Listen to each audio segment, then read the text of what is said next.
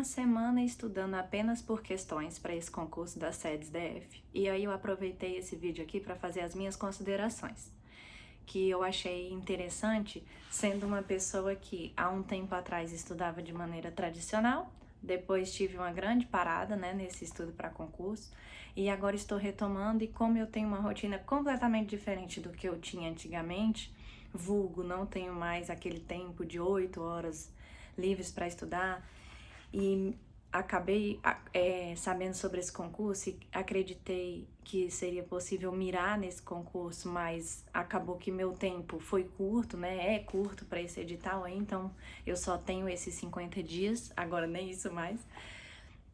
Mas eu aproveitei aqui para fazer algumas considerações para vocês sobre essa primeira semana estudando só por questões, né? Então, algumas coisas eu comecei a perceber. A realidade das questões, ela te maltrata um pouco ou te beneficia, mas a grande questão disso é que é a realidade. É engraçado perceber isso porque na época lá atrás, quando eu ainda era estudante da faculdade, que era a época que eu estudava para concurso, eu quase nunca fazia questões. Primeiro porque na minha cabeça eu teria que passar por todos os PDFs primeiro para ilusionalmente terminar o edital. Então, na minha cabeça, eu queria era marcar os tópicos do edital que eu já tinha lido, que eu já tinha passado por aquele PDF e tal. Inclusive, teve um concurso que me marcou muito, que se eu não me engano foi em 2018, da Câmara Legislativa aqui do Distrito Federal, que foi o primeiro concurso que eu fui fazer a prova, assim, falando, nossa, eu marquei todo o papel lá que eu imprimia do edital e falava assim, nossa, eu passei por esse edital todo. Aí eu cheguei na prova, tipo, e eu fazia exatamente isso, eu li o PDF e ia pra prova, né? E é isso. Fazia ali um pouquinho de questões, às vezes até aquelas questões do próprio PDF e tal, enfim. Aí, cara, eu cheguei nessa prova, aí eu li a questão e eu ficava assim, eu passei por isso aí, tipo assim, sabe? Nossa, eu li isso aqui, mas eu não lembrava. Cara, aí tipo, eu sabia que eu tinha passado por aquele assunto, mas eu não sabia responder. Então isso me marcou muito, entendeu? Mas naquela época eu fiquei meio sem entender o que tinha acontecido. Hoje, olhando, eu atribuo isso a duas coisas. Falta de questão, óbvio. 2, falta de revisão, né? Eu não tive tempo de fazer essa revisão consolidada, aquela revisão que você vai passar direitinho e tal, vai ver o assunto de novo, até você chegar lá em condições de resolver a questão, né? Esse foi um ponto. E eu chamo isso da realidade, que a questão te mostra a realidade, porque, por exemplo, eu sempre tive muita facilidade em português na escola. É uma matéria que eu gosto de estudar. Não sou uma pessoa que leio muito, mas tenho essa facilidade. Enfim, sempre tive essa facilidade em português, gosto. E, e eu sempre fui para provas de concurso assim, em português eu não preciso estudar porque é a minha matéria que eu tenho facilidade. E realmente naquela época, em comparação às outras matérias, mesmo sem estudar direito, português era a minha melhor matéria. Dito isso, fiquei com a mesma sensação agora, estudando para questão. Só por questão, né? E aí, cara, acontece que a realidade é de que português é uma das minhas piores matérias. Gente, olha, eu tô rindo pra não chorar da minha falta de noção da realidade. Porque, assim, no meu percentual de acertos, sério, assim, fora uma matéria, assim, claro, que eu nunca vi na vida e que eu já tô apresentando essa dificuldade, português é a minha pior matéria. Tipo, tem matéria, cara, que às vezes eu nem vi e eu tô tirando, tipo, 90% de acerto. Aí vai lá português, eu tô com 70%. Vai entender. Não, quer dizer, vamos entender. Eu não tenho tanta facilidade assim, ou não é uma matéria que realmente, né, aquela realidade não é a mesma que eu pensava. Então, gente, é ruim essa sensação de você errar? Sim, é ruim. Mas vamos parar pra pensar aqui juntos? Do que adianta tu achar que tu tem facilidade numa matéria e tu chegar na hora da prova e tu não conseguir resolver ou errar? Não vai adiantar. Então é melhor, gente, a gente viver a depressão agora, antes da prova, e tentar melhorar isso, sejam procurando outras ferramentas, seja procurando um professor que a gente goste mais, enfim, ou martelando nas questões mesmo, do que na hora da prova você descobrir isso.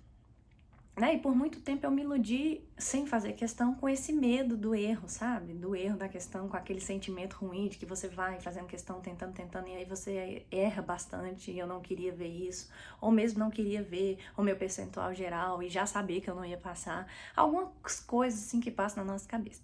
Então, em resumo, que eu falei um monte de coisa aqui, é que tipo assim, a questão ela te dá a oportunidade de você ver a sua realidade, né, em relação ao seu percentual de acertos, e isso te dá uma oportunidade de você melhorar antes da prova, né? Então assim, eu achei que eu era bom, digamos, raciocínio lógico, aí você vai fazer? Não é bem assim, então vamos batalhar para que você se torne bom.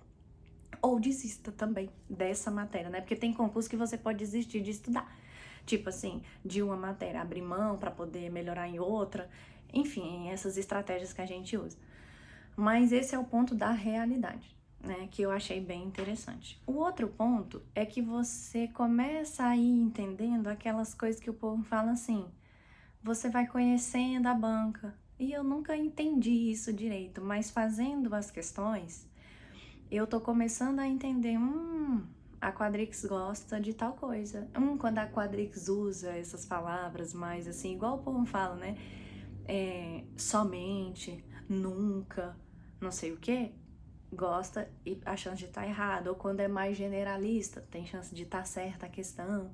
E aí você vai começando a entender a linguagem, né, o que ela tá pedindo, se é mais direta, se é mais viajada, tipo uma FGV da vida que você vai fazer uma prova super cansativa, cheia de textos e tal. Então, assim, você vai começar a entender aquela linguagem. E isso é interessante, por quê? Tem vezes que eu pego uma bateria de questões lá só da Quadrix, mas tem um ponto, a Quadrix ela não tem várias questões de todos os assuntos. Então, às vezes eu tive que mesclar. E pesquisando na inteligência artificial, uma das bancas mais parecidas com a Quadrix é o CESP. Aí é engraçado que na bateria da Quadrix eu tenho tipo assim 80% de acerto, 80 e poucos. Aí no CESP, 60. Véi, do mesmo assunto. Mas é que o CESP ele dá umas viajadas, aí às vezes eu não entendo nem o que ele tá perguntando. Então, e a Quadrix ela já é mais direta ao ponto, sabe? Então isso é interessante pra gente realmente ir ali se acostumando com aquela linguagem, sabe? E aí você não se surpreende com certas coisas. E o outro ponto que eu achei bem interessante desse estudo é que realmente, cara, você começa a perceber que a banca gosta de uns padrões, sabe? De umas questões, assim. Porque tem vezes que eu pego uma bateria de questão e como eu separo por assunto, várias vezes acontece isso. Tem vezes, cara, que eu tô ali resolvendo, sei lá, eu tô na 20ª questão e, cara, às vezes assim, mais de 60% foi a mesma pergunta. Não é do mesmo jeito, mas é sobre aquele mesmo assunto. E aí você começa a perceber, então, dentro de tudo isso aqui, a banca gosta mais disso aqui. Então esse prazo eu vou ter que decorar, porque eles perguntam, entendeu? Então isso é importante para que, assim, você não precisa estar fazendo, sei lá, flashcard de tudo, por exemplo. Você vai fazer daquilo assim, nossa, eles estão batendo muito na tecla desse aqui e eu ainda tô errando. Faz um flashcard daquilo ali, né? Por exemplo, um prazo. 15 dias, você tá confundido com 5 e aquela questão é recorrente. Bota num flashcard, bota na sua frente, bota na tela do seu celular. Mas é uma oportunidade de você realmente ver que a banca gosta de uns assuntos, entendeu? Que ela gosta de um prazo, que ela gosta de uma quantidade, de uma regra específica, sabe? Então, foi uma consideração, assim, dessa primeira semana. Espero que ajude vocês. Venho aqui, é um vídeo que é mais assim, que eu sou uma pessoa que eu não acreditava tanto nesse concurso, nesse tipo de estudo. E realmente, gente, olha, em 50 dias pro edital, eu não tô com expectativa de passar, tá bom? Eu já até sou bem sincera aqui com vocês. Mas eu tô entendendo que vai valer a pena eu testar esse modelo de estudo, me adaptar a ele e que vai dar certo daqui pra frente, porque concurso eu chamo de projeto de longo prazo. Há um tempão eu não entendia isso, pode até ser pauta para outro vídeo. Mas, se é longo prazo, não tem como eu vir aqui e me iludir, e iludir vocês, de que eu vou passar nesses 50 dias.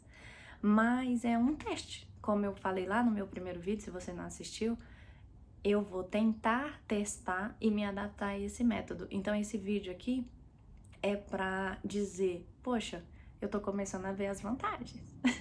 É um estudo que realmente me instiga mais, sabe? Eu sou uma pessoa, gente, que, por exemplo, eu às vezes demorava muito, era meio engessada a minha leitura de PDF, porque eu fazia o PDF e já fazia o resumo.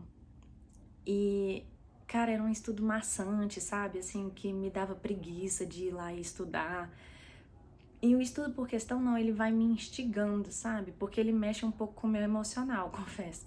Eu vou lá resolver a questão, aí eu errei, eu falo assim, puta, eu não sei como é que eu errei isso aqui ainda. Aí eu até comento lá no TEC, eu falo assim, gente, eu já passei por essa questão tantas vezes e eu tô errando essa merda.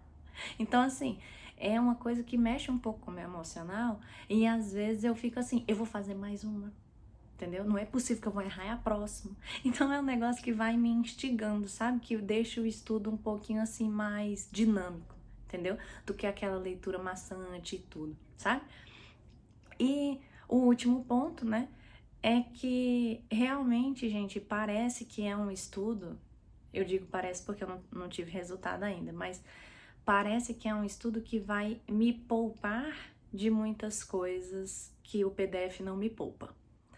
Né? Eu sempre tive a sensação de que se eu fosse ler todos os PDFs, eu ia chegar na prova no PDF 02 e a prova poderia me cobrar todos os 10 PDFs que ainda teriam para frente e os 3 que eu estudei não iam valer de nada. E nas questões ele vai te mostrar o que realmente a banca está cobrando. Pode ser que venha uma prova completamente nova, gente? Pode, óbvio. Mas na teoria é para ver aquilo que a banca realmente tem mais costume de cobrar ou aquilo que o seu cargo é mais parecido. Então, assim, eu tô animada. Vamos lá, acho que vai ser bom e vamos ver o resultado disso.